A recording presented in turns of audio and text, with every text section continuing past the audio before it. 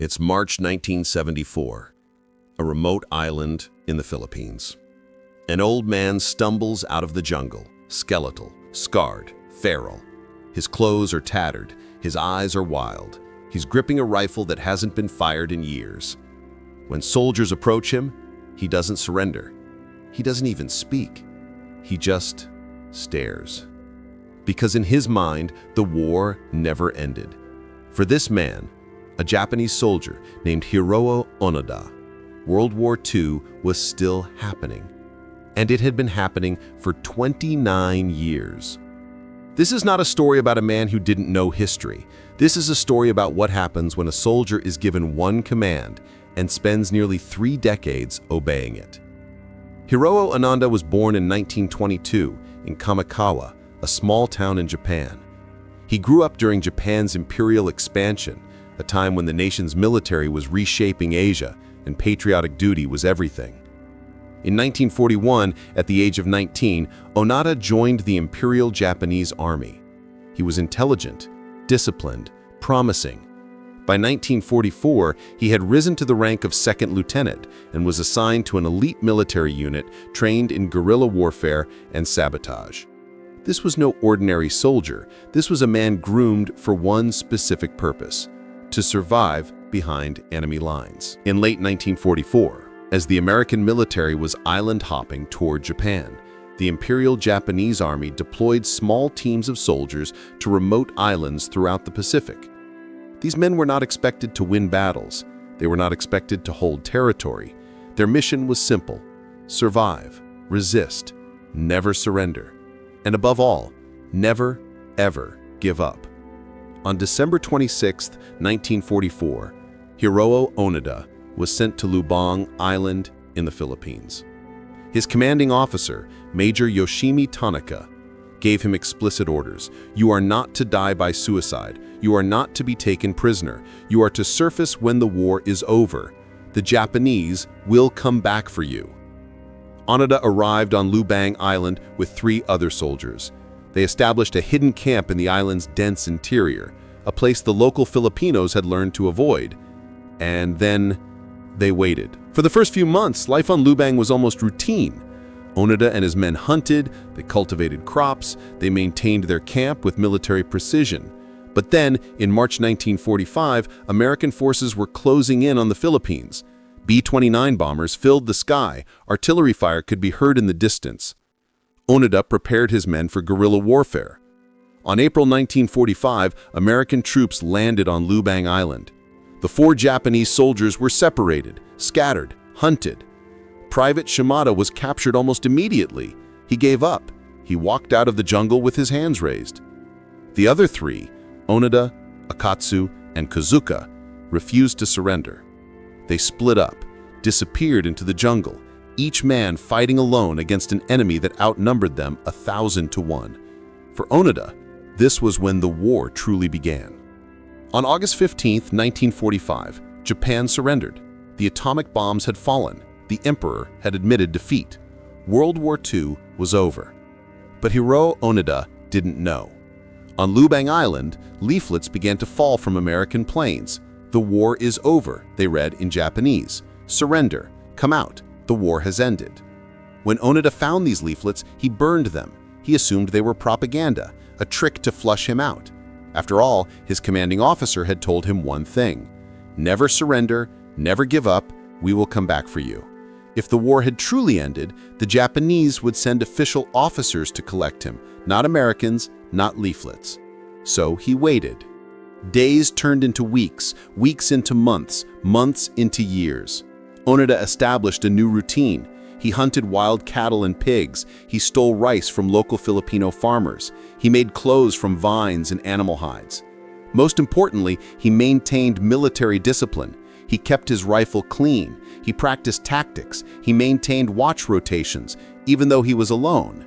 He was waiting for an order that would never come. But he had accepted his mission. In his mind, this was his duty. This was what a soldier did. You follow orders, no matter what, even if those orders make no sense.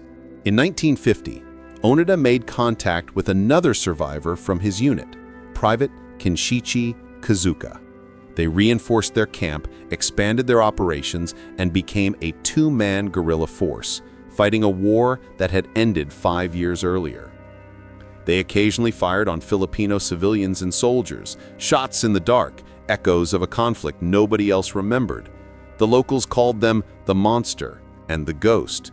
They left offerings of food outside the jungle, hoping Onoda and Kazuka would take them and leave them alone. But Onoda saw these gifts as enemy provisions. He took them anyway. Everything confirmed his suspicion. He was still at war. Decades passed. The world changed completely. Television was invented. Men walked on the moon. Japan rebuilt itself into an economic superpower. But Onoda was unaware. His entire world was 50 square miles of jungle. In 1972, a Filipino search party encountered Onoda and Kazuka. He fired on them. Someone fired back. Kazuka was struck and killed. Onoda buried his comrade with full military honors, spoke no words, shed no tears, and continued on, alone, waiting for orders that would never come. By 1973, stories about a Japanese soldier living wild in the Philippine jungle became an international curiosity. Journalists searched for him. Explorers organized expeditions. The Japanese government acknowledged he was likely still alive. But Onoda didn't know this. He avoided search parties, hid, and left booby traps. Then a Japanese adventurer, Norio Suzuki, made contact with Onoda. Suzuki told Onoda the war had ended. Onoda didn't believe him. Suzuki proposed to bring Major Tanaka, Onoda's former commanding officer. If Tanaka told him the war was over, Onoda would obey. Suzuki returned to Japan, and the government tracked down Major Yoshimi Tanaka. On March 9, 1974, Major Tanaka was flown to Lubang Island. He walked into the jungle to find the soldier he had commanded 29 years earlier. When Tanaka spoke, Onoda recognized his voice. Tanaka formally relieved Onoda of duty. He gave him an official military order. "Onoda, I am relieving you of command. You are dismissed from active duty." Onoda saluted, and 29 years of warfare ended. He removed his rifle and laid it on the ground. He removed what remained of his uniform. For the first time in nearly 3 decades, he allowed himself to believe the war was truly over. He walked out of that jungle not as a captive, but as a man brought home by his commanding officer with his honor intact. Onoda became an international sensation. He was 52 years old and had missed the entire post-war world. He didn't know what a television was, he'd never heard rock and roll, he didn't know about space travel or computers. In many ways, he was a time traveler. Japan welcomed him as a hero. To a nation rebuilding after defeat, Onoda represented something profound: loyalty, duty, and unshakable commitment to honor. But Onoda struggled to adjust. He had been raised as a soldier. War was the only life he knew. He suffered from what we now recognize as severe PTSD. He initially considered leaving Japan, but eventually found a path forward. In 1975, he returned to Japan, became a teacher, and instructed young people in discipline, survival skills, and mental toughness. He wrote No Surrender, which became a bestseller. He lived quietly, spoke occasionally about his years in the jungle, and died on January 16, 2014, at the age of 91. Hiroo Onoda's story challenges everything we think we know about survival, loyalty, and the human mind. He didn't survive 29 years in the jungle because he was superhuman. He survived because he had a simple belief: I was given an order, I will follow it, no matter what. Most of us would have given up. We would have accepted the leaflets. We would have come out. We would have moved on. But Onoda couldn't. His entire identity was built on one principle: a soldier follows orders until officially relieved of duty. That's not a flaw. That's not mere stubbornness. That's honor. And in a strange way, it's beautiful. For 29 years, Onoda was alone, but he was never lost because he knew exactly what he was supposed to be doing. He was a soldier. He was waiting for orders.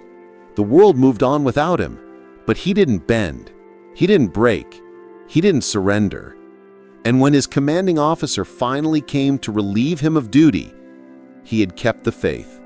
He had finished the mission. Not because the war was worth fighting, not because victory was possible, but because that was who he was. In the end, Hiroo Onoda never lost a war. Subscribe for channel for new updates.